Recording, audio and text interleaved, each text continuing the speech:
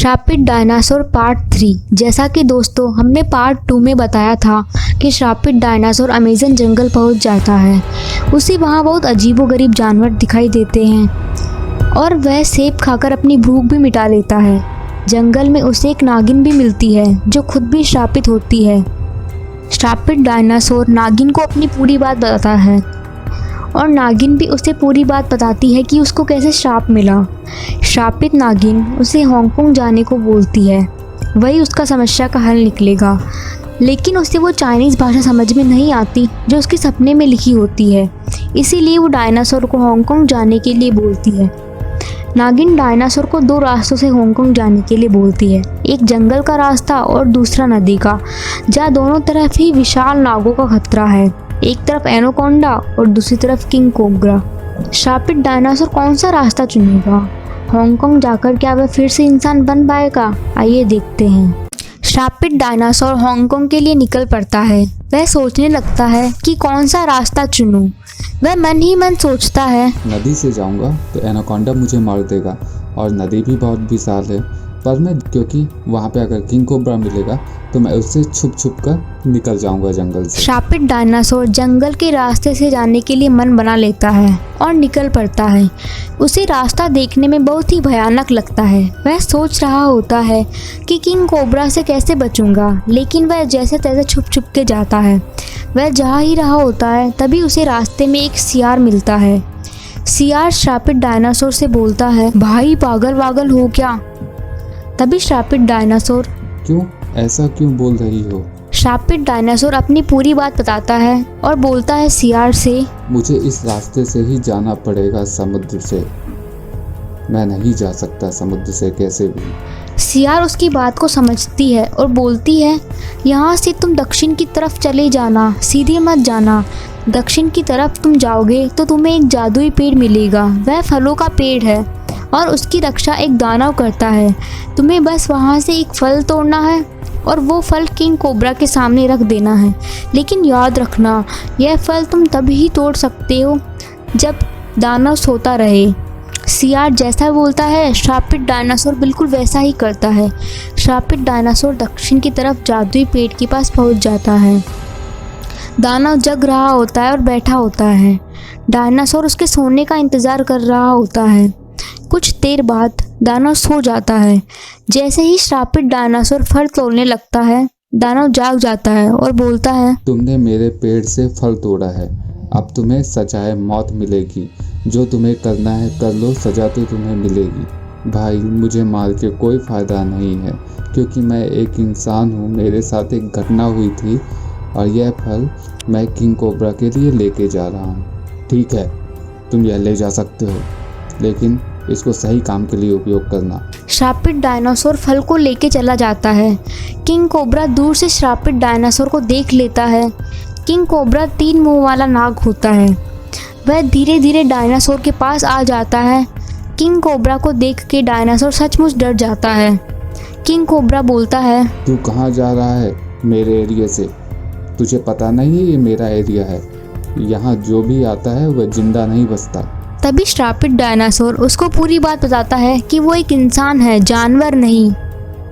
तभी king cobra बोलता है, मुझे उससे कोई मतलब नहीं है। तेरा मांस तो ड्रैगन की ही तरह होगा और खाने में भी मजा आएगा। मेरे पास तुम्हारी मौत का राज है। क्या बोला? तेरे में इतनी हिम्मत है कि तू मुझे मारने की बात कर रहा है? अब तो मैं तुझे जिंदा नहीं छोड़ूंगा। तभी श्रापित डायनासोर किंग कोबरा को वह फल दिखा देता है। किंग कोबरा देखकर हंसने लगता है और बोलता है, इससे क्या होगा मेरा? डायनासोर सोचता है, ये क्या, ये तो इससे भी नहीं डर रहा, और श्रापित डायनासोर भागने लगता है। तभी किंग कोबरा उसे उठा लेता है और निगल जाता है और वो फल कोबरा के पेट में फट जाता है, क्योंकि यह फल उसके लिए जहर का काम करता था। वो उल्टियाँ करने लगता है और उल्टियों में श्रापित डायनासोर को भी बाहर फेंक देता है। तभी श्रापित डायनासोर देखता है कि किंग कोबरा मरने की परिस्थिति में है। फिर श्रापित डायनासोर वहाँ से निकल भागता है। धीरे धीरे वह जाता रहता है और चाइना के पैंगोंग जंगल के वहाँ पहुँच जाता है। वह पैंगोंग जंगल अमेज़न से भी बहुत भयानक दिखता है और देखने में बहुत ही विशाल लगता है। धीरे धीरे वह आगे बढ़ता है। तभी उसे जंगल में एक भालू मिलता है। भालू उससे बोलता है, ओ भाई, कहाँ जा रहे हो? देखने में तो चाइना के जानवर लग रहे हो, लेकिन तुम इस एरिया में क्या कर रहे हो? तुम्हारा एरिया तो दूसरी साइड है। तभी श्रापित डायनासोर, नहीं नहीं, मैं जानवर नहीं हूँ और ना ही चाइना का हूँ, मैं इंडिया से आया हूँ। डायनासोर भालू को अपनी पूरी बात बताता है कि उसके साथ क्या घटना हुई थी। तभी भालू बोलता है, लेकिन तुम यहाँ से नहीं जा सकते। यहाँ आगे बहुत बड़े बड़े डायनासोर रहते हैं, वह किसी को भी जिंदा नहीं छोड़ते हैं। तुम तो उनके सामने छोटे से बच्चे लगते हो। इससे अच्छा है कि तुम नदी से चले जाओ। मैं भी एक डायनासोर हूँ और उन्हें देख लूँगा। मैंने सुना है अमेज़न की नदी में एनाकोंडा रहते हैं जो कि बहुत खतरनाक होते हैं। मैं नदी से नहीं जाऊंगा, नहीं तो वो मुझे मार देंगे। श्रापित डायनासोर भालू को धन्यवाद कह के आगे की ओर बढ़ जाता है। तभी आगे उसे एक ड्रैगन मिलता है। ड्रैगन को देखकर वह एकदम डर जाता है। वो एकदम चुप हो जाता है क्योंकि ड्रैगन बहुत ही विशाल होता है और बहुत ही खतरनाक होता है। और श्रापित डायनासोर मन ही मन सोचता है, हे भगवान, तूने इस दुनिया में कैसे कैसे जानवर बनाए हैं। ड्रैगन उसकी तरफ देखने लगता है और बोलता है, तुम मेरे इलाके में कैसे आ गए छोटे ड्रैगन? तुम खुद अपनी मौत को बुलावा दे रहे हो।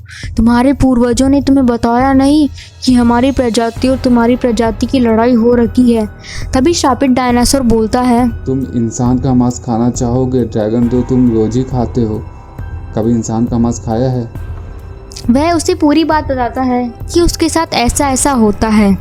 और श्रापित डायनासोर उससे बोलता है, बस तुम मुझे हांगकांग जाने दो, जहाँ जाके मुझे इस रूप से मुक्ति मिल जाएगी। जब मैं वापस आऊँगा तब खा लेना। ड्रैगन मन ही मन सोचने लगता है, दोस्तों ने कहा तो था कि इंसान का मांस खाने में बहुत ही लजीज होता है, उसको खाने का मज़ा ही अलग है। तभी ड्रैगन सोचता है, आना तो इसे जंगल से ही पड़ेगा, नदी में तो एनाकोंडा इसका खेल खत्म कर देंगे। ड्रैगन उसे जाने देता है। दोस्तों, अब ये हांगकांग सिटी जाएगा। क्या सच में इसको वहाँ मुक्ति मिल पाएगी? क्या यह इंसान बनकर इस ड्रैगन के सामने आएगा या फिर श्रापित ही रहकर आएगा? और क्या ये वापस बलराम बन पाएगा? और क्या ये ड्रैगन इसको छोड़ देगा या फिर मार देगा? ये हम अगले पार्ट में जानेंगे।